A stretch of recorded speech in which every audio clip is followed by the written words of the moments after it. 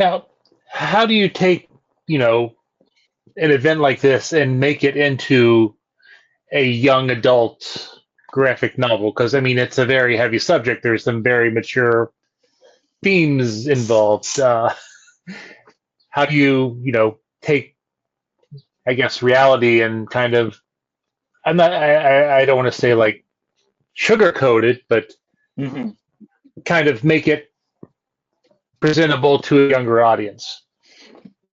Yeah, so I think it changes a little bit.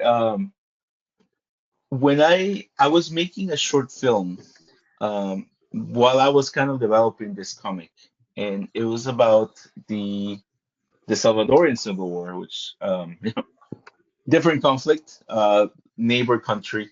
But when I was doing that, and mind you, I had a couple of producers, but I didn't have an editor. I didn't have any. It was just me writing and putting this together. And I think the great thing about animation, which is very similar to comics, is that it takes so long to make it. Just it takes forever. So I think what changed was my perception of how to portray certain levels of violence and Hmm. how we put, in the beginning, it was just with this book, there were a lot of things that I I feel now. I'm so glad that they didn't make it in because as we were approaching,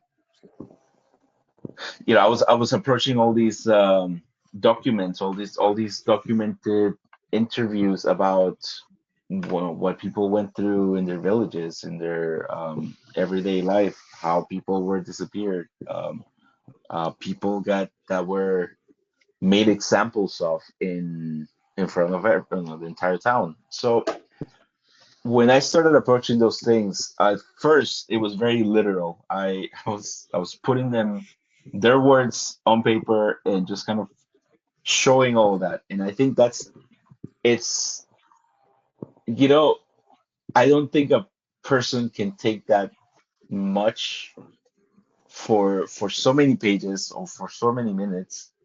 Um, just seeing that those levels of like senseless violence, I think there's a limit to what we can do or what we can take. And so that's kind of where I started approaching it from from a point of, okay, we can't avoid the violence.